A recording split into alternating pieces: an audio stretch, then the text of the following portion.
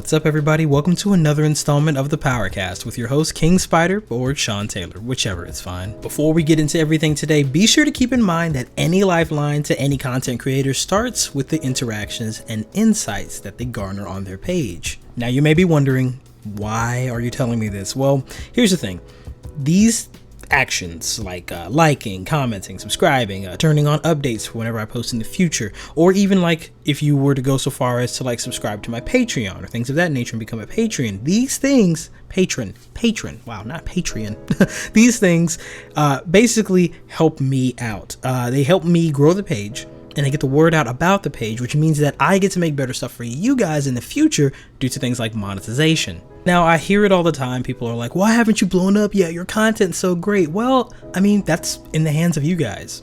The production aspect of like making these episodes and whatnot, that's on me, and the quality of the episodes, that's fully on me. But even if I make really good content, if enough people aren't talking about it, it doesn't really go anywhere. The public dictates where the artist goes majority of the time, so that's completely up to you guys. However you share it, who you share it to, whether you comment or interact with things that I post on my socials, that's completely up to you guys. And you don't have to throw money at me. There are other ways to support. Like I said, you can hit me up on Patreon, you can follow me on Instagram, Facebook. I am going to be on Twitch pretty soon. There are ways to support without having to throw money at me, because I know things are tight right now. But regardless, all of that out of the way, I love and appreciate any and all who choose to support in any way that they can. So let's go ahead and get started with the episode. When I say the words video game, what comes to mind? Maybe it's the powering up sound of the Xbox, or the ambient music that comes with the PlayStation home screen.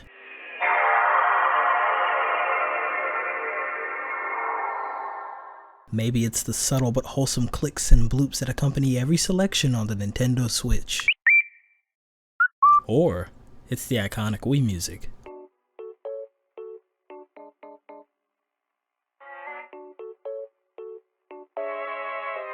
Maybe it's that messed up scene from Call of Duty Modern Warfare. And remember, no prisoners. Or it's the end of Undertale.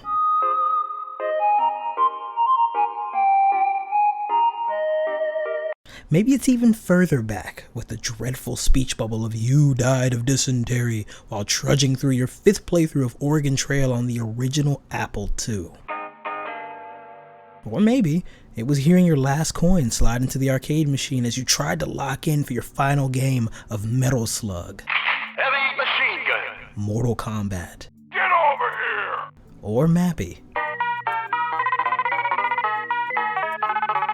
No matter what comes to your mind when the words are said, video games have become an integral part of our society, and some would say, without a doubt, have become more than just a simple escape. Some would say they're therapy. Now, let me be clear, I am not skewing the conversation in the direction of saying video games can replace therapy, or that they are better than therapy. That's not what I'm aiming to portray at all, and what I'm hoping to do is to delve into what makes them so relaxing and therapeutic, and have a conversation on the matter, bringing up my own experiences and discussing others. So put down your pitchforks, mental health gurus and influencers. I'm just shooting the shit, as we Southerners like to say. Let's begin with a simple question. By definition, what is therapy? Well, according to Merriam-Webster's, therapy, a noun, is defined as medical treatment of impairment, injury, disease, or disorder. Its origins come from the words therapia in New Latin, therapeia in Greek, and from that, therapeuin, which I hope I'm saying that right. It isn't a black and white term, as some would assume. While the immediate thought would be to tie it to a person sitting in a brown cushioned seat with a clipboard in hand, therapy is a noun at its core, and in that vein, represents a person, place, thing, or an idea. So let's see where video games and therapy overlap in that sense. Gaming as a hobby can be quite therapeutic, but in most instances, people in my age group resort to gaming for way more complex reasons. These reasons, while keeping in mind the definition of therapy, help us to see the spectrum of definition for what gaming is to all of us. Now, for me personally, I started to play video games for the most mundane and childish of reasons. It was literally just because my cousins did it.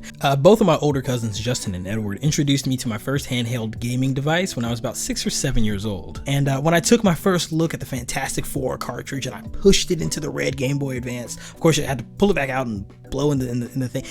Apparently you weren't supposed to do that. I was not aware, but My editor made me aware of that, so yeah, I had to put that in here. But I did it. I blew the hell out of my games. Yeah, okay, take that clip and make whatever you want from it. But anyways, I felt something that I had no idea I would rely on heavily for the rest of my life. After playing that for the first time, it was pure fucking dopamine. That shit hit me like a busload of cocaine on Charlie Sheen's glass table, and I was hooked. But as I expanded my gaming library and took occasional recommendations from those two, I found that each game would give me the same rush, but different. Let me elaborate. So let's say it was I had a bad day at school, right? Like it was a show and tell day. Everybody brought cool stuff. I brought like my He-Man action figures, and for whatever reason, this kid in my I'm having a memory now. This kid in my class called me gay because I brought He-Man to school. So I proceeded to headbutt him in the fucking nose. But moving on. That didn't happen. If I had a bad day at school or couldn't really verbalize my emotions, I'd jump on Mortal Kombat or Killer Instinct to beat the snot out of a calculating AI opponent. If I had a snow day, which I mean, like in Tennessee isn't really a snow day. Back in the day anyways, it was not a snow day. When I was a kid, they would freak out over powder that didn't even stick when I was in school. But go off. I would snuggle up with my VTech learning pad, and then I would play some like really, really old pixelated games on there.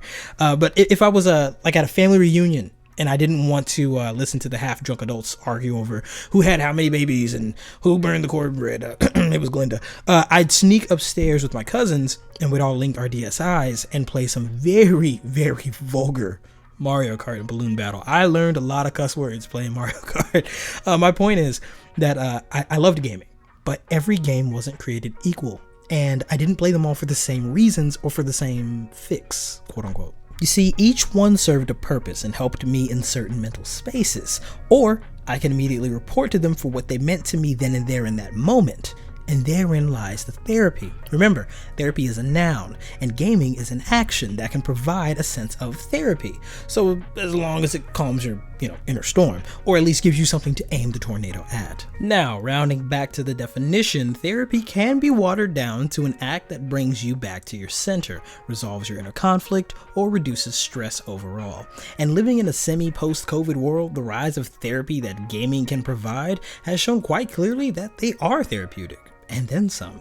Not only has gaming as a whole become more and more mainstream and inclusive by the day, but individuals who may have felt that they were too old to partake in LAN parties and squad link-ups are now a part of the mix too. I've had many coworkers past the age of 40, and that's not a diss, let me make that very clear, I'm just saying past that age range, tell me how they're warming up to the concepts of like cozy gaming or streaming on Twitch because it provides them with something that they missed during quarantine, and that's the feeling of being a part of something with others. The sense of camaraderie that gaming with friends and complete strangers gives is unexplainable, and I do mean that in both the good and the bad ways. I can recall numerous nights where like I couldn't sleep due to like violent insomnia, and I stayed up long enough to build up a whole squad of friends to jump on Halo or COD or even Minecraft with, just to feel okay. And these squads would trade contact information, make a Discord chat, or even just check in after school or work just to make sure we were all mentally there. Another example of how games can bring others together or even help them open up is from my days as a counselor. Also, if you hear some high quality crunching going on in the background, there is a lovely cat named Trouble who is currently eating. Hold on, you might be able to hear him. There he is. Yeah, he do be munching. All right, back to the pod. So I'm not going to violate HIPAA or any of that shit and like drop names or anything, but I was working for a program called the Nashville Launchpad, and while I was there, I worked as an overnight awake counselor. This meant that I watched over individuals who stayed in the units, and there were 2 units, so I had to make sure that they were in a safe space to sleep in, eat, bathe, all that good stuff, and express themselves without ridicule or exclusion. I will say that the Nashville Launchpad was, it wasn't LGBTQ exclusive, but they were mostly geared towards helping individuals of the community have a place to stay and a place to lay their head and to be safe and things of that nature. Let me just go ahead and put it out there in case like HG Stovall, the guy that runs it, is listening. I loved working there. If you're hiring again, I don't know how that's gonna work because I'm in Kentucky, but yeah, but I absolutely loved working there. And I found out so much about myself, about the LGBTQ plus community, and would even go on to seek like treatment and diagnosis regarding my own being on the spectrum. Thanks to them, I was able to find out that I was on the spectrum. I am on the spectrum rather. It wasn't past tense. I didn't I didn't find the cure. I'll let you guys know when I do. But essentially that's for like another podcast. But to the point, when I worked there, I noticed something very crucial. In the space in which we expected these teens to grow and thrive and bounce back into society was not all that welcoming. Like, it did not garner that to the fullest extent. Like, don't get me wrong, they had specialists come in like the next morning to like talk to them, or they had like little activities, day activities they would have them do. They'd give them money to get on the bus, things of that nature, and if they needed to go to work, they would help them with that. But they were helping with the adult bare minimums, not the spaces in between in which there needs to be some nurturing, there needs to be some expression, and there needs to be some care. And that's not to the fault of anybody that worked there. I'm just saying that's the way the system was set up at that time.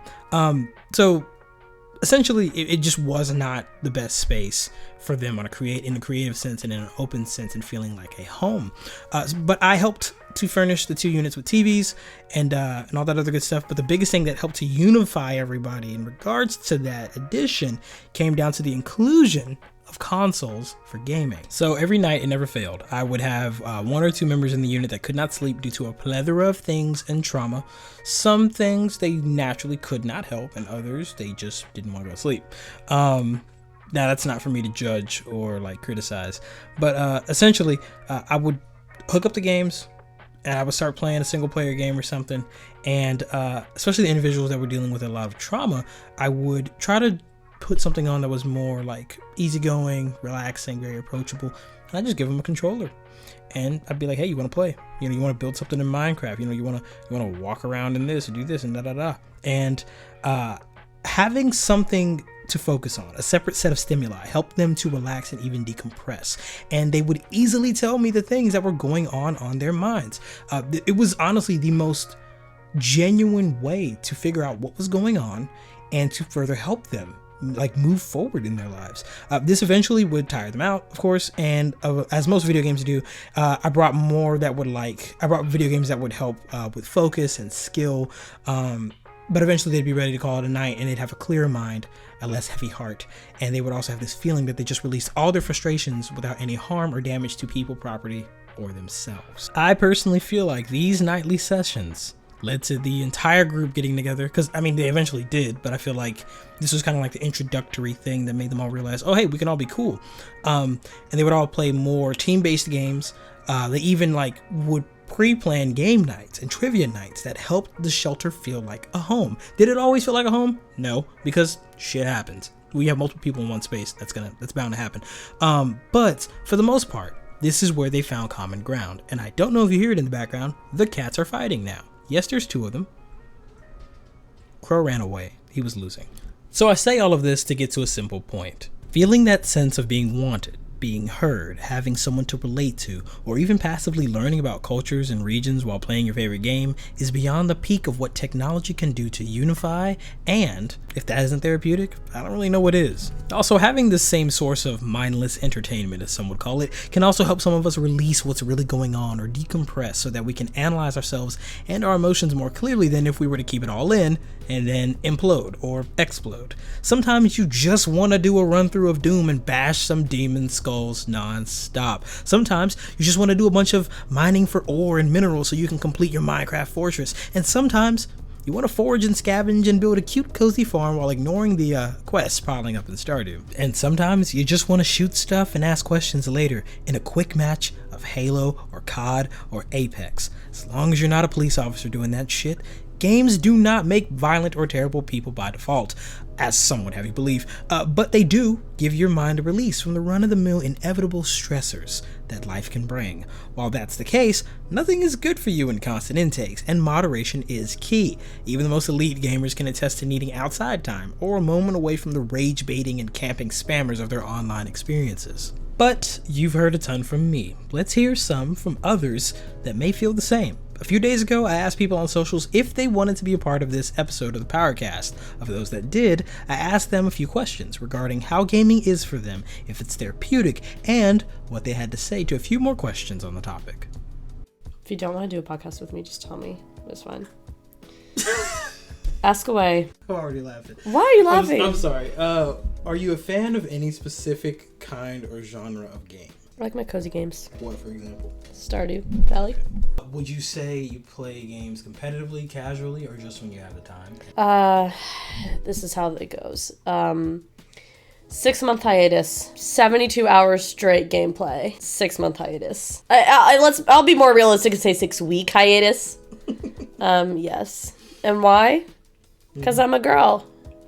Okay. You wouldn't understand because you're not a girl. Okay. Right. Have you ever played a game and felt it changed you in any way? And what game was it? No. Just no, you don't feel like any game has ever changed you. It's okay if that's the answer. I just want to make sure. I want to be thorough. I don't know. No. Okay. We'll go to the next. Original OG Tomb Raider probably made me gay, but like other than that, no. Why do you play video games when you can? God, what is the word I'm looking for? It's like a primal urge. After my 6-week hiatus. It's like a sex drive, sort of. But with games. How fucking is that? I won't say, I don't know what you're putting on your podcast. How fucking stupid is that? But it's the truth. I'm just gonna bleep it. It's fine. What game has changed the way that you see gaming? I'll be real. I don't care about games like that. Oh my god, I don't even know if we can use that question. I'll say it again.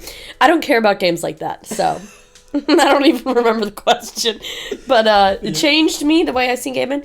Yeah. Like, you ever play a game, you're like, damn, I really was missing out. No.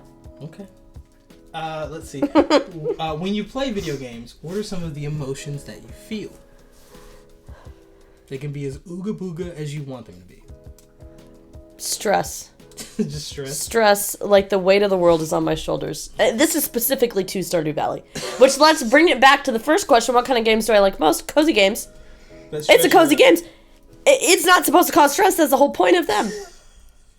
But stress, truly. I get stressed playing Stardew because I gotta get in the damn house. Exactly. There's not enough time in the fucking day, just like real life. I take 5 steps outside of the fucking bar and it's already 9:30. Seriously. No, seriously. You ain't quick enough. So, if you had to recommend a game to my listeners, what game would you recommend? Does it have to be a video game? The game. What do you mean, the game? The game. What are you talking about? You never heard about that? No. Mr. Internet? What the fuck is that? Oh, I'm gonna ruin your life is what I'm about to do, Sean. It's a game where the whole point of the game is to not think about it. I know what you're fucking talking about. What the fuck? The game just to ruin everybody's day. Okay. And if you if you had to tell your younger self anything about video games, what would you tell them? It could be a warning, it could be shit talk, it could be encouragement, anything. You're gonna be bad at them for your entire life. Don't think you're gonna get better at video games. You ain't. Yes, you are. No. You gotta practice. You gotta cut down that 6-week hiatus. I can't. Well, thank you. We appreciate your answers. No problem. Hello, Savage 2 Times here. Just in case anybody was wondering and wants some smoke, I'm not a competitive gamer anymore unless someone brings that animal back out, honestly. I play a lot of shooting games and sports games and sometimes GTA, but I try to stay away from GTA because that's when that animal tries to come back out. But now, for me, gaming is like a way to get away from all my problems and center myself again. And for the 2013 Savage 2 Times, I'm glad you picked up a joystick because it saved your life in so many ways, looking back on it now. I am a fan of any game with a great story and fantastic characters. It doesn't matter the genre as long as you have characters that I can be excited about and a story that is not so convoluted that it doesn't make sense whatsoever. I've played some crazy games, but you have to have a story that's somewhat able to be followed. I very rarely play games competitively. Most of the games that I play for the ability to turn things off, pause things, make sure that I can do other things if I need to. I've tried competitive in the past. It was not for me. However, I fully understand why people enjoy the experience of playing a competitive game. I think that the first time I ever played the Mass Effect trilogy, it changed my game experience quite a bit. The characters are so phenomenal. The writing is so phenomenal. My expectations in gaming has changed because of that game. The other one would be Baldur's Gate 3. Just the expectations of what gaming can be changed for me completely seeing Baldur's Gate 3.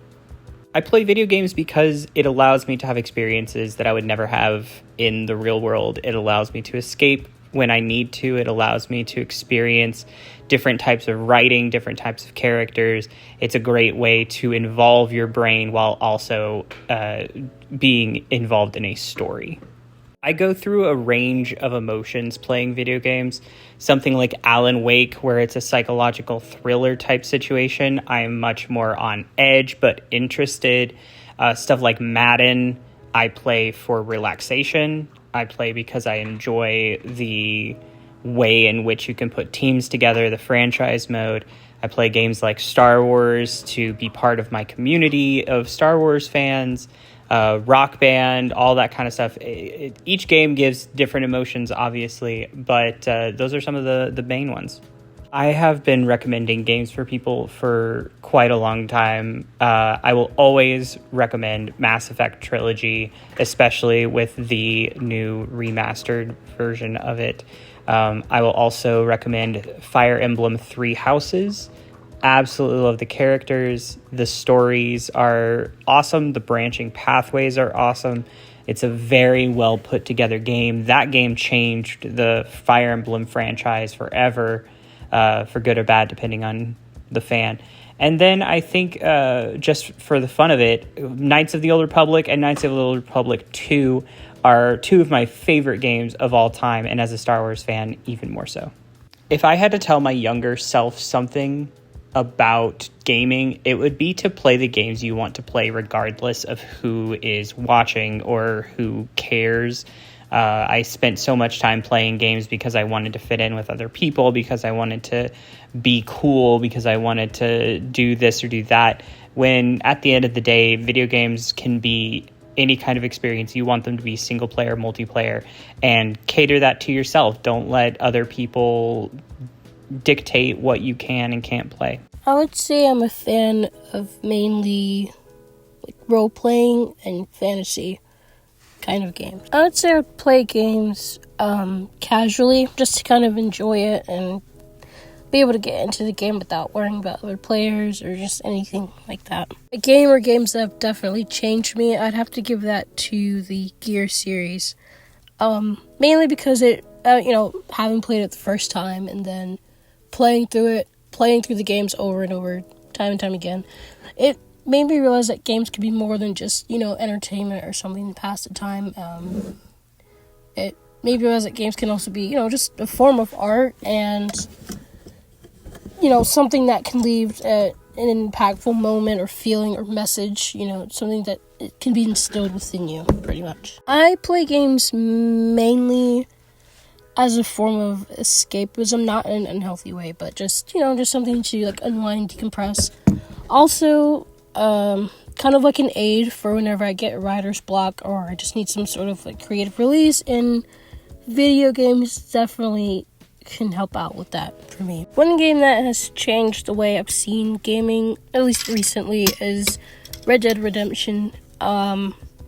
Just noticing how in-depth and so much detail has been put into that game makes me realize there's several layers to gaming and how much potential there is now within the gaming industry and for, devs and the things that they want to implement into their games. A few of the emotions that I feel normally when playing some of my favorite games is, exhilarated, or if I'm getting really deep into the story, I'll start to kind of feel the emotions that the player would be feeling in the moment based on their dialogue. Mainly just, at ease sometimes, or, every now and then maybe get upset or rage a little bit, but it's kind of a whole array of emotions, just depending on the game. Would definitely, just as a big fan of the Elder Scrolls, I would definitely recommend that series to listeners. It's very in-depth. There's a lot of memorable moments and characters, and the lore itself just has so many layers to it, and it's obscure in its own little way. But I would definitely recommend it to anyone that likes RPGs and fantasy kind of games. I would definitely tell my younger self, when it comes to games, just to branch out and try different kinds. Don't just cling to one and be afraid to try out other games, because you never really know what you might end up liking. You never really know what game will end up altering your taste and stuff. So definitely, don't be afraid to branch out and try new things. And that's a wrap. Gaming is more than just plugging in a console and jumping into a digital world, for some anyways, and it can affect you on some deep emotional levels. And if it doesn't, that's cool too. It doesn't mean you're any less of a gamer or have any less of a right to enjoy playing video games. It is what you make of it. I just wanted to explore that conversation for a bit. So no matter what gaming is for you, I hope that you pick up a controller sometime and escape for a little bit.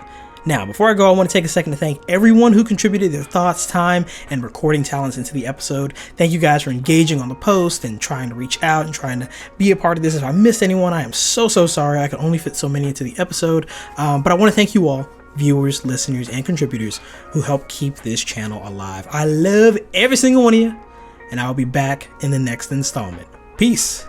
Also, don't forget to like, comment, subscribe, all that good stuff. I said it in the beginning, so I'm not going to say it again, but I'm out.